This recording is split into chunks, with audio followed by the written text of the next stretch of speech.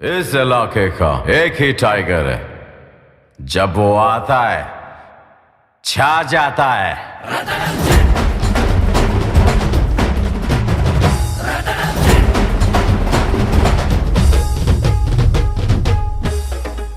BJP ಮುಖಂಡರು ಹಾಗೂ ಜಿಲ್ಲಾ ಬಿಜೆಪಿ ಅಲ್ಪಸಂಖ್ಯಾತರ ಘಟಕದ ಅಧ್ಯಕ್ಷರಾಗಿರುವ ಸನ್ನಿ ಮಹಾರಾಜ್ ಅವರಿಗೆ 34ನೇ ವರ್ಷದ ಹುಟ್ಟುಹಬ್ಬದ ಹಾರ್ದಿಕ ಶುಭಾಶಯಗಳು. ಶುಭ ಕೋರುವವರು ಸನ್ನಿ ಮಹಾರಾಜ್ ಯೂತ್ ಫೋರ್ಸ್ ರಾಯಚೂರು.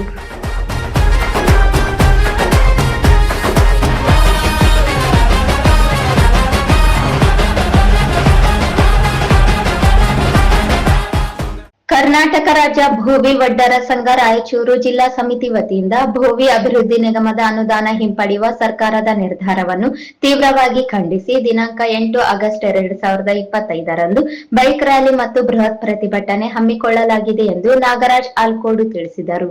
ಇಂದು ಪತ್ರಿಕಾ ಭವನದಲ್ಲಿ ನಡೆದ ಸುದ್ದಿಗೋಷ್ಠಿಯಲ್ಲಿ ಮಾತನಾಡಿ, ಭೋವಿ ನಿಗಮದ ಅನುದಾನವನ್ನು ಸರ್ಕಾರ ಹಿಂಪಡೆಯುವ ಮೂಲಕ ಎಸ್ಸಿ ಎಸ್ಟಿ ಮೀಸಲು ನಿಧಿಗೆ ಕನ್ನ ಹಾಕುತ್ತಿದೆ.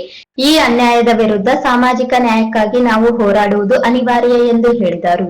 ಪ್ರತಿಭಟನೆ ರ್ಯಾಲಿ ಬೆಳಗ್ಗೆ 10 ಗಂಟೆಗೆ ಸಿದ್ದರಾಮೇಶ್ವರ ವೃತ್ತದಿಂದ ಆರಂಭವಾಗಿ ಅಂಬೇಡ್ಕರ್ ವೃತ್ತದವರೆಗೆ ಸಾಗಿ ಬರಲಿದೆ. ಅಂಬೇಡ್ಕರ್ ವೃತ್ತದಲ್ಲಿ ಲಿಂಗಸುಗೂರು ಶಾಸಕ ಮಾನಪ್ಪ ವಜ್ಜಲ್ ಅವರ ನೇತೃತ್ವದಲ್ಲಿ ಸಾರ್ವಜನಿಕ ಸಭೆ ನಂತರ ಪಾದಯಾತ್ರೆ ಮೂಲಕ ಭೋವಿ ನಿಗಮ ಕಚೇರಿಯವರೆಗೂ ತೆರಳಿ ನಿಗಮ ಕಚೇರಿಗೆ ಬೀಗ ಜಡಿಯಲಾಗುವುದು ಎಂದು ಹೇಳಿದರು. ಸರ್ಕಾರವು 2025-26ನೇ ಸಾಲಿನಲ್ಲಿ ದಲಿತರ ಮೀಸಲು ನಿಧಿಯಿಂದ 13,433.84 ಕೋಟಿ ರೂಪಾಯಿಯನ್ನು ಗ್ಯಾರಂಟಿ ಯೋಜನೆಗಳಿಗಾಗಿ ದುರ್ಬಳಕೆ ಮಾಡುತ್ತಿದೆ. ಕಳೆದ 3 ವರ್ಷಗಳಲ್ಲಿ 38,860 ಕೋಟಿ ಮೀಸಲು ನಿಧಿಯನ್ನು ವಿಭಜನೆಯೊಂದಿಗೆ ಬಳಸಲಾಗಿರುವುದಕ್ಕೆ ನಮ್ಮ ವಿರೋಧವಿದೆ ಎಂದರು. ಸೊರಗಿರುವ ನಿಗಮಗಳಿಗೆ ಹೆಚ್ಚಿನ ಅನುದಾನ ಒದಗಿಸಿ ವಿವಿಧ ಯೋಜನೆಗಳಲ್ಲಿ ಹಲವಾರು ಫಲಾನುಭವಿಗಳಿಗೆ ಅದರ ಪ್ರಯೋಜನವಾಗುವಂತೆ ಮಾಡಬೇಕು ಎಂದು ಆಗ್ರಹಿಸಿದರು. ಸರ್ಕಾರ ಭೋವಿ ನಿಗಮಕ್ಕೆ ಆಗಿರ್ತಕ್ಕಂಥ ಕನ್ನದ ವಿರುದ್ಧ ಸರ್ಕಾರ ಲಿಂಗಸೂರು ತಾಲೂಕು ಶಾಸಕರ ನೇತೃತ್ವದಲ್ಲಿ ಬೃಹತ್ ರ್ಯಾಲಿ ಮೂಲಕ ಒಂದು ಆಗ್ರಹ ಮಾಡಲಾಗಿತ್ತು. ವಿಷಯ ಏನಪ್ಪ ಅಂದರೆ, ನಮ್ಮ ನಿಗಮದಲ್ಲಿ ಸುಮಾರು 2023, 24 ಮತ್ತು 25-26 ಇಲ್ಲಿವರೆಗೆ ಸುಮಾರು ಕೋಟಿಗಟ್ಟಲೆ ಅನುದಾನವನ್ನು ನಮ್ಮ ನಿಗಮಕ್ಕೆ ಬಂದಿರುತ್ತೆ. ಆ ಅನುದಾನವನ್ನು ಹಿಂಪಡೆದು ಬೇರೆ ಒಂದು ವಿಧಾನಗಳಿಗೆ ಬಳಸಬಾರ್ದು, ಅದು ತಪ್ಪಂತ ನಮ್ಮ ನಿರ್ಧಾರ. ಸರ್ಕಾರದ ವಿರುದ್ಧ ನಾವು ಆಗ್ರಹ ಮಾಡಿರ್ತೇವೆ ಇವತ್ತು. ಮತ್ತು ನಮಗೆ ಮೂಲಭೂತವಾಗಿ ಸಾಕಷ್ಟು ಹಿಂದುಳಿದ ಒಂದು ಸಮಾಜ ಆಗಿರೋದ್ರಿಂದ ನಮಗೆ ಸಾಕಷ್ಟು ಸವಲತ್ತುಗಳು ಬೇಕಾಗಿದೆ.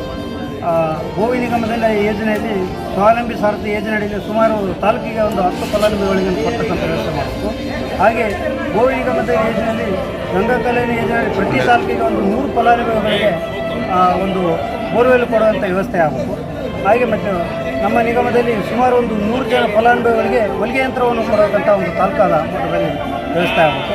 ಹಾಗೆ ಸುಮಾರು ಒಂದು 10 ಫಲಾನುಭವಿಗಳು ನೇರ ಸಾಲ ಮತ್ತು ಧನ ಸಹಾಯದ ಮೂಲಕ ಉದ್ಯಮಶೀಲತೆ, ಹೀಗೆ ಹಲವು ಸೌಲಭ್ಯಗಳನ್ನು ಕೊಡಬೇಕಂತ ಸರ್ಕಾರಕ್ಕೆ ಒತ್ತಾಯದ ಮೂಲಕ ಒತ್ತಾಯವನ್ನು ಮಾಡಿದ್ದೇವೆ.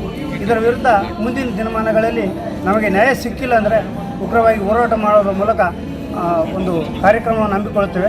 ಹಾಗೆ 8/8/2025ರಂದೇ ಬೈಕ್ ರ್ಯಾಲಿ ಮೂಲಕ ನಮ್ಮ ನಿಗಮಕ್ಕೆ ಹೋಗಿ ಮನವಿಯನ್ನು ಕೊಟ್ಟು ಬೀಗಮುದ್ರೆ ಹಾಕುವಂಥ ಒಂದು ಕಾರ್ಯಕ್ರಮವನ್ನು ಹಮ್ಮಿಕೊಂಡಿದ್ದೇವೆ ಅಂತ ಈ ಸಂದರ್ಭದಲ್ಲಿ ಹೇಳಲು ಬಯಸುತ್ತೇನೆ.